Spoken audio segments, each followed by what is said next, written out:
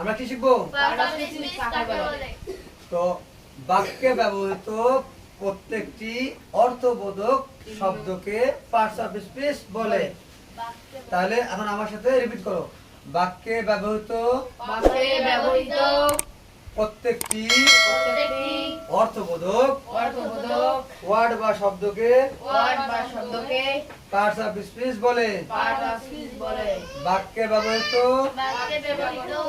প্রত্যেকটি অর্থবোধক ওয়ার্ড বা শব্দকে পার্টস অফ স্পিচ বলে।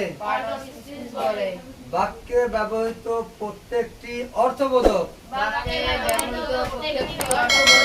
ওয়ার্ড বা শব্দকে পার্টস অফ স্পিচ বলে। বাক্যে ব্যবহৃত প্রত্যেকটি অর্থবোধক ওয়ার্ড বা শব্দকে পার্টস অফ স্পিচ বলে।